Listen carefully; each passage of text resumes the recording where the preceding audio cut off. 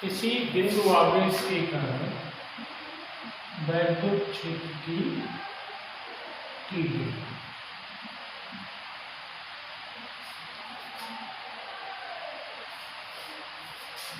अब हमें किसी बिंदु आवेश के कारण वैद्युत क्षेत्र की तीव्रता की गणना करनी है। इसके लिए एक हमने बिंदु आवेश माना, कोई बिंदु O मान लिया जिस पर Q आवेश रखा हुआ था। इससे स्मॉल r दूरी पर कोई बिंदु मान लिया P जिस पर वैद्युत क्षेत्र की तीव्रता ज्ञात करनी है। अब इस तीव्रता के लिए हमें ये देखना है कि कौन सी प्रकृति का आवेश है। जैसे Q आवेश है तो Q आवेश क्योंकि वैद्युत बल रेखाओं को बाहर की ओर लौटाता है, अतः P बिंदु पर जो तीव्रता होगी वो E की दिशा जो होगी वो बिंदु से बाहर की ओर होगी। अब चूंकि हमें तीव्रता का सूत्र पता ही है, E बराबर F/Q0 होता है, तो अगर हम यहाँ पर कोई हमने आवेश रखा हुआ माने और दोनों के बीच में वैद्युत बल निकाल लें और उसके पश्चात इस सूत्र में रख दें तो बिंदु आवेश के कारण वैद्युत क्षेत्र की तीव्रता निकल के आ जाए। अब आवेश मानने के लिए धन परीक्षण आवेश की बात की थी, तो हमने P बिंदु पर Q0 धन परीक्षण आवेश मान लिया। पूरे निकाय को हम एक परावैद्युतांक माध्यम के बीच में रखते हैं जिसको हम कैपिटल A से प्रदर्शित करते हैं। ये जो परावैद्युतांक होता है ये माध्यम के बीच में रोधन का कार्य करता है, इसीलिए इसको परावैद्युतांक कहा गया। परावैद्युतांक कई प्रकार के हो सकते हैं, जैसे अग्रक है, कागज है, मोम है, ये सब परावैद्युतांक के रूप में यहाँ पे बीच में भरे जा सकते हैं। चूंकि यहाँ पर कैपिटल के परावैद्युतांक लिया है, अब किसी भी डेरिवेशन को करने से पहले हमें क्या करना है, उसकी थोड़ी सी लैंग्वेज लिखनी होती है। तो जैसा आप चित्र बनाते हैं वैसी लैंग्वेज अपने आप लिख सकते हैं। तो यहाँ पर माना कोई बिंदु आवेश बिंदु O है जिस पर Q आवेश रखा हुआ है, इससे स्मॉल r दूरी पर कोई अन्य बिंदु P है जिस पर हमें वैद्युत क्षेत्र की तीव्रता ज्ञात करनी है। इसके लिए हम P बिंदु पर Q0 धन आवेश रखा हुआ परीक्षण आवेश मानते हैं। अब बिंदु O व P के बीच लगने वाला वैद्युत बल पहले निकालेंगे। तो ये वैद्युत बल जो निकलता है कूलाम के नियमानुसार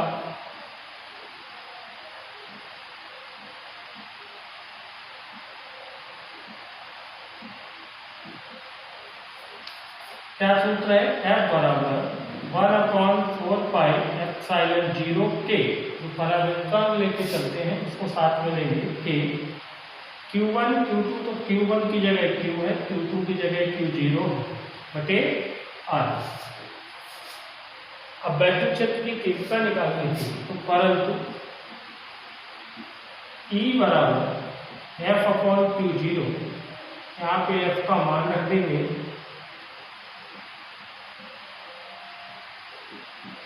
तब हमारे पास आ जाएगा E बराबर 1/4πε0K Q0 बटे R² इंटू Q0। Q0 से Q0 कैंसिल, तो E बराबर 1/4πε0K Q/R। अब परावैद्युतांक के लिए यहाँ पर वायु या निर्वात अगर माने तो वायु या निर्वात के लिए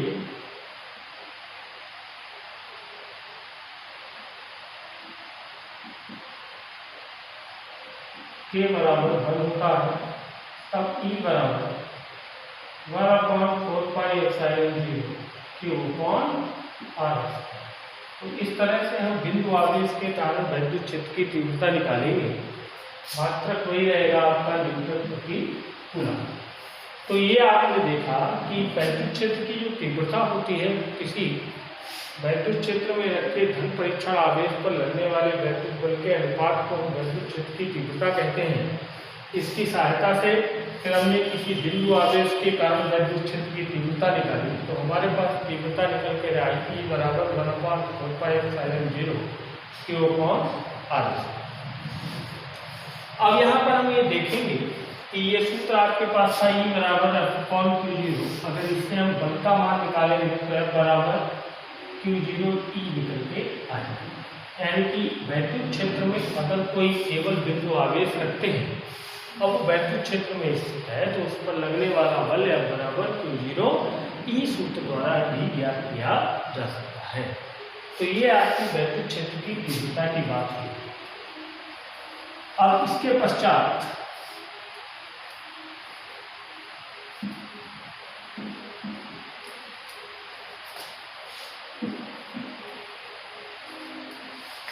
वैद्युत द्विध्रुव क्या होता है, बात करेंगे हम लोग यहाँ पर वैद्युत द्विध्रुव।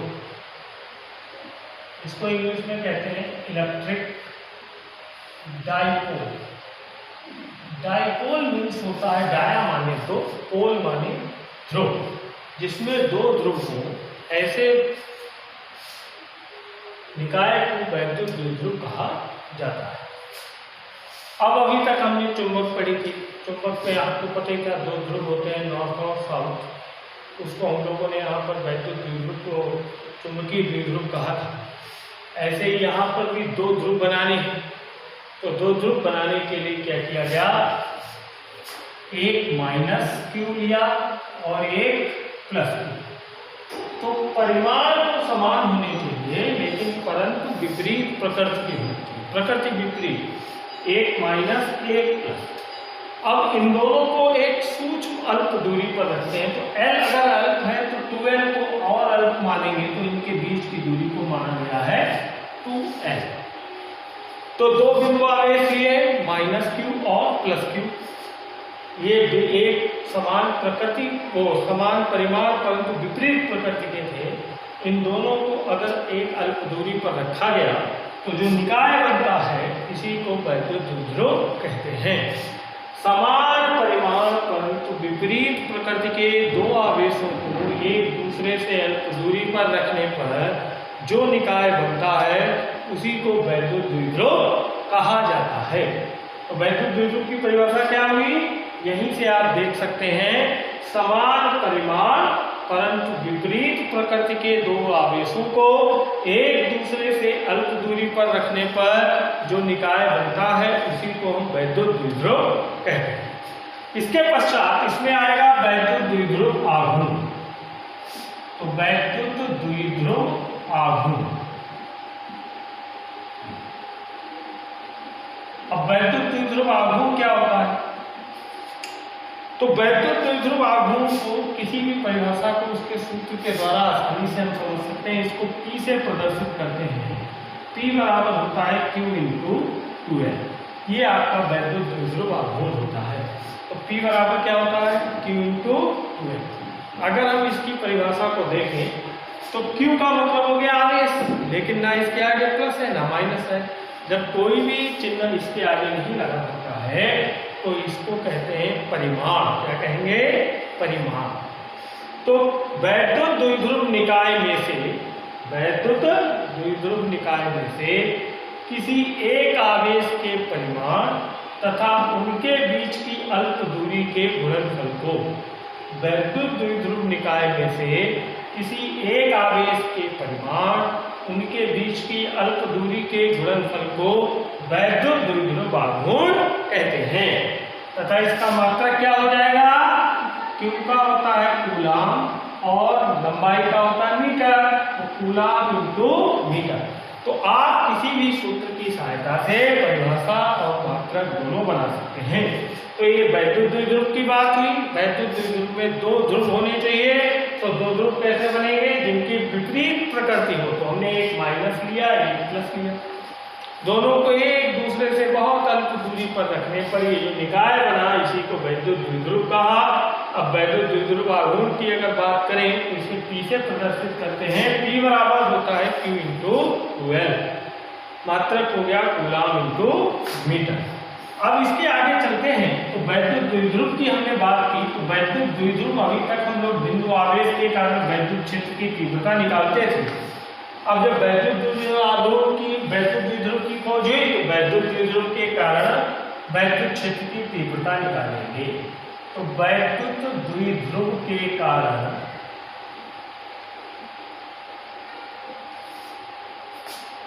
वैद्युत क्षेत्र की तीव्रता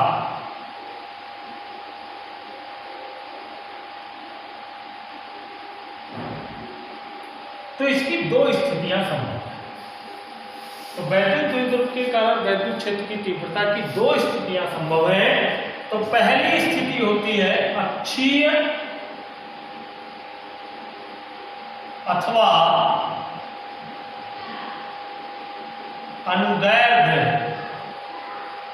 अनुदैर्ध्य स्थिति।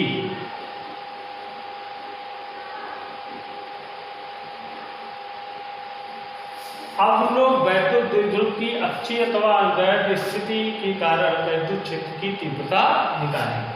तो देखिए, सबसे पहले हमने एक वैद्युत द्विध्रुव बनाया। तो वैद्युत द्विध्रुव आप जानते हैं -q और +q दो आवेश, बीच की दूरी 2l, ये इसका मध्य बिंदु O है। तो ये दूरी कितनी हो जाएगी l, और ये दूरी भी है। अब इसके मध्य बिंदु से स्मॉल r दूरी पर हमने कोई बिंदु लिया P, जो कि अक्षीय है। तो जिस अक्ष पर वैद्युत द्विध्रुव रखा है उसी अक्ष पर बिंदु लेना होगा। तो ये अक्षीय स्थिति कहलाएगी। तो यहाँ पर कोई बिंदु लिया P, जिस पर हमें वैद्युत क्षेत्र की तीव्रता निकालनी है। अब चूंकि दो आवेश हैं, तो ये दोनों आवेश इस बिंदु पर अलग अलग तीव्रता आरोपित करेंगे। पहले प्लस आवेश जो तीव्रता आरोपित करेगा E1 बाहर की ओर, और माइनस आवेश में वैद्युत बल रेखा अंदर की ओर आती है। तो माइनस आवेश तीव्रता आरोपित करेगा अंदर। चूंकि यहाँ पर दोनों तीव्रताओं की दिशाएं एक दूसरे के विपरीत हैं, अतः परिणामी तीव्रता इन दोनों के अंतर के बराबर है।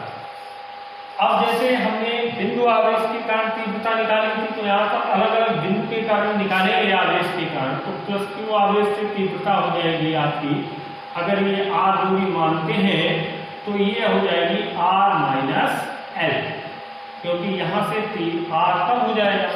अगर यहाँ से मानेंगे तो ये दूरी हो जाएगी r + l। अब हम इन दोनों आवेशों से अलग अलग तीव्रता निकाल के फिर उनका अंतर करके परिणामी तीव्रता ज्ञात करें। तो पहले +q आवेश के कारण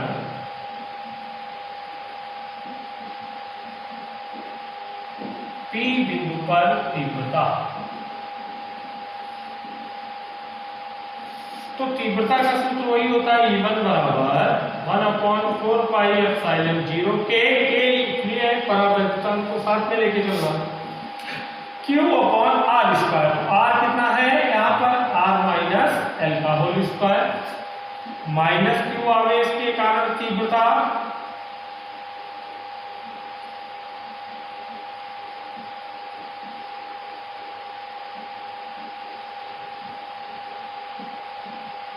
E2 = 1/4πε0 के Q/r + l का होल।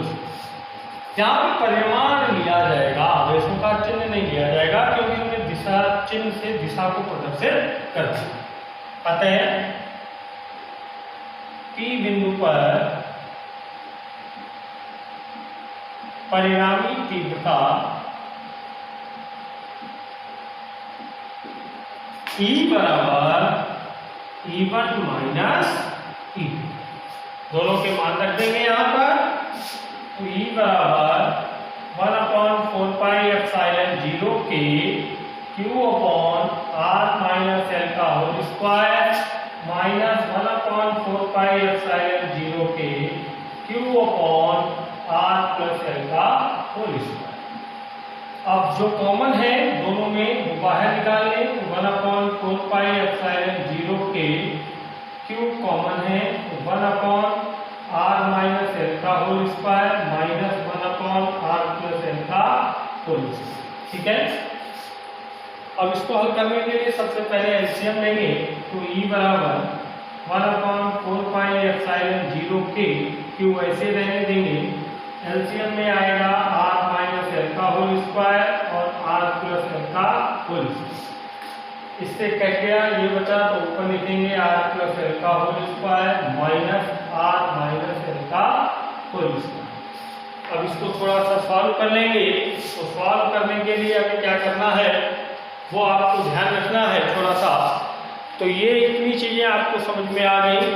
अब सॉल्व करने के लिए हमें क्या करना है, E बराबर 1/4πε0K, क्यू ऐसे रहने देंगे, a प्लस बी का होल स्क्वायर खोलेंगे तो a square plus b square plus 2ab, फिर माइनस लगा है तो a square plus b square minus 2ab बटे a plus b a minus b तो a square minus b square का होल स्क्वायर।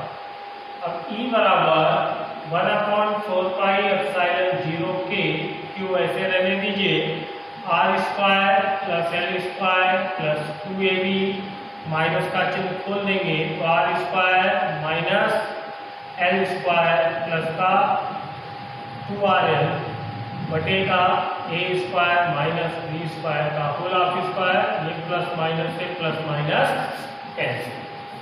अब आपके पास बचेगा E बराबर 1/4πε0K, क्यू 4rl बटे r square minus L square का होल स्क्वायर। अब यहाँ पर एक चीज ध्यान रखेंगे, चूंकि r बहुत बड़ा है l से, इसलिए एल स्क्वायर को छोड़ने पर, क्योंकि एल स्क्वायर और ज्यादा छोटा हो जाएगा तो छोड़ देंगे, तो E बराबर Q/4πε0K, इसको हम इस तरह से लिख सकते हैं 12 × 2r बटे r स्क्वायर का स्क्वायर तो r की घात 4, एक r से घात करके 3 बचा, q × 12, p बराबर होता है q × 12, इसलिए इसको तोड़ दिया था, p बनेगा। तो E बराबर 1/4πε0K, ये बन जाएगा आपका 2p/r³। अब यहाँ पर भी आपको क्या करना है, वायु या निर्वात के लिए k बराबर 1 रखना है। अब k बराबर 1 रखेंगे तो हमारे पास E बराबर 1/4πε0K, वो k की जगह 1, तो ये आपके पास आ जाएगा 2p/r। ठीक है, तो ये चीजें आपको इतनी समझ में आनी चाहिए। ये डेरिवेशन बहुत इंपॉर्टेंट है, अक्सर पूछ लिया जाता है बोर्ड की परीक्षा में। तो इसके लिए आपको क्या करना है कि इस डेरिवेशन को एक बार ध्यानपूर्वक करके फिर अपने आप इसको रिवाइज करेंगे। जैसे ही आप इसको रिवाइज करेंगे तो आपको ये समझ में आ जाएगा कितनी बार हमें रिवाइज करके इसको प्राप्त करना है। अब चूंकि वैद्युत क्षेत्र की तीव्रता थी तो मात्रक वही न्यूटन प्रति कूलम ही करके आएगा, जिसको हम लोग वैद्युत क्षेत्र की तीव्रता निकालेंगे। तो आज आपने विद्युत आवेश के कारण वैद्युत क्षेत्र प्राप्त किया, उसके पश्चात वैद्युत द्विध्रुव की जानकारी हुई, वैद्युत द्विध्रुव आघूर्ण पड़ा, और फिर वैद्युत द्विध्रुव के कारण वैद्युत क्षेत्र की तीव्रता की बात है। तो आज आप इतना है रिवाइज करेंगे, बाकी कल आपको दूसरा वीडियो मिलेगा। धन्यवाद।